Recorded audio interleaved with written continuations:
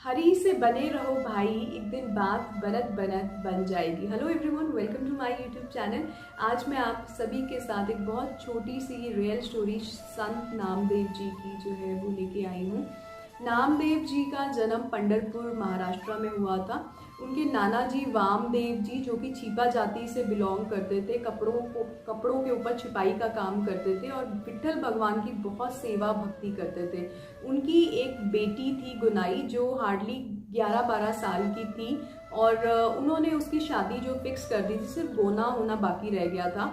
और गौना होने का टाइम से थोड़े दिन पहले ही उनको पता चलता है कि उस लड़के की डेथ हो जाती है और गुनाई जो है वो कभी भी अपने ससुराल नहीं जा पाती है और बहुत दुखी रहती है, क्योंकि उसने बहुत छोटी बच्ची थी, उसने बहुत ज़्यादा सपने देख रखे थे कि वो अपने ससुराल जाएगी, उसकी भी जैसे दूसरी उसकी फ्रेंड्स की शादी हुई थी उसकी भी शादी होएगी और वो भी अपने ससुराल में अपने पति के पास रहेगी। तो वो बहुत सैड हो गई थी। लेकिन वामदेव जी, जो कि क्योंकि भगवान के साथ जुड़े हुए थे, तो बहुत ज़्यादा पॉजिटिव थिंकिंग रखते थे, तो उन्होंने अपनी छोटी सी बेटी को ये चीज़ समझाई कि देखो, जिंदगी में माँ बाप सुख दुख के तो साथी हो सकते हैं, लेकिन कर्मों के साथी नहीं हो सकते, और वो जो है वो हर किसी को अपनी करनी जो है वो इंडिविजुअली भुगतनी पड़ेगी।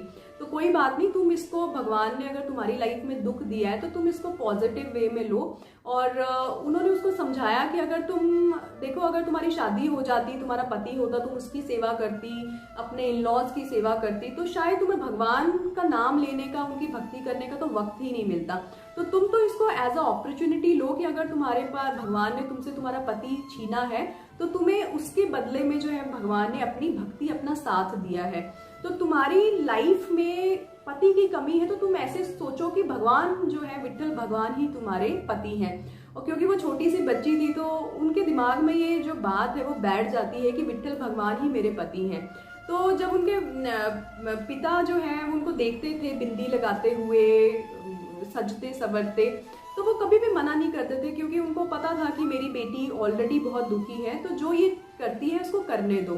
तो वो कभी उसको रोकते नहीं थे। वो अपने आप को विट्ठल भगवान की पत्नी समझती थी और वो बहुत खुश रहने लग जाती है लाइफ में। एक दिन उसकी जो कोई फ्रेंड जो है वो अपने इन लॉज से जो है अपने घर आती है और गुनाई को मिलने आती है, तो अपने साथ में एक छोटा सा बच्चा जो है वो लेके आती है। तो गुनाई पूछती है कि लास्ट टाइम तो जब तुम मेरे से मिलने आई थी तब तो तू, तेरे पास कोई बच्चा नहीं था, ये बच्चा कहाँ से आ गया? तो वो कहती है बच्चा किसी और का नहीं है, बच्चा मेरा है। तो गुनाई, क्योंकि उसको दुनियादारी की समझ तो होती नहीं है, ना वो ससुराल गई होती है, तो वो कहती है बच्चा तुम्हारे पास कैसे आ गया? तो वो कहती है कि शादी के बाद मेरा ये बच्चा जो है मुझे मेरे पति से ही आया है। तो वो मन में सोचती है कि मेरी शादी भी विट्ठल भगवान से इतने साल हो गए, 4-5 साल हो गए मेरी शादी को भी, और मेरे को मेरे पिता ने बोला कि वो मेरा पति है, मैं उनकी पत्नी हूँ, तो मुझे फिर बच्चा क्यों नहीं हो रहा?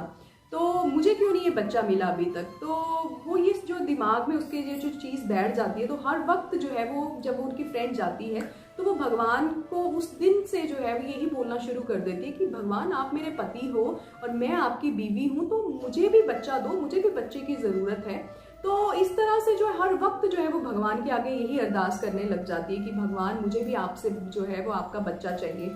और एक दिन इतना बड़ा मिराकल होता है कि विट्ठल भगवान खुद आते हैं और गुनाई को जो है वो एक बच्चे से ब्लेस करते हैं।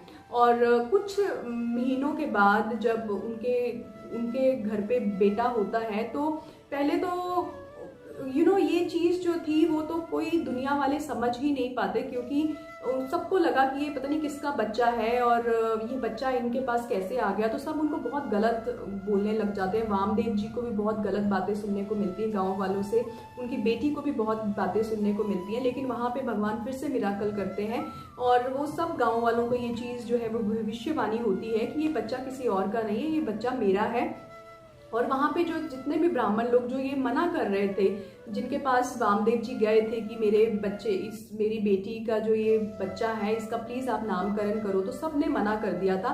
तब भगवान ने कहा था कि किसी को भी ज़रूरत नहीं है इसका नाम रखने की, ये मेरा बच्चा है और इसका नाम भी मैं खुद रखूँगा। तो भगवान ने ही नामदेव जी का नाम अपने आप रखा था और आगे जाके यही नामदेव जी इतने बड़े संत बने थे कि जिनको भगवान ने, जिनके हाथों से खुद दूध पिया था, और जब नामदेव जी हार्डली 5 साल के थे तो भगवान जो है वो 3 दिनों में उनसे जो है वो अपने हाथों से दूध पिया था।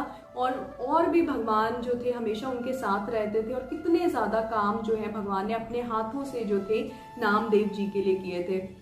और इस स्टोरी से हमें ये सीखने को मिलता है कि तो हमारी लाइफ में दुख भी आएंगे, किसी के में पहले आएंगे, किसी के में बाद में आएंगे, लेकिन अब ये हम पे डिपेंड करता है कि हम उसको एज अ अपॉर्चुनिटी लें, एज अ लक लें या एज अ बैड लक लें। अगर हम एज अ बैड लक लेंगे तो सारी जिंदगी रोते रहेंगे, नेगेटिव रहेंगे, लेकिन अगर हम इसको ही पॉजिटिव वे में रहेंगे तो भगवान के साथ जुड़े रहेंगे, और जो है हमारा जो ये टफ टाइम और जो दुख वाला टाइम है ये भी बहुत इजीली जो है वो स्पेंड हो जाएगा, जिस तरह से वामदेव जी और उनकी बेटी ने किया। Thank you everyone, thank you for watching. अगर अभी तक आपने मेरा चैनल सब्सक्राइब नहीं करा है तो प्लीज़ मेरा चैनल सब्सक्राइब कर लो।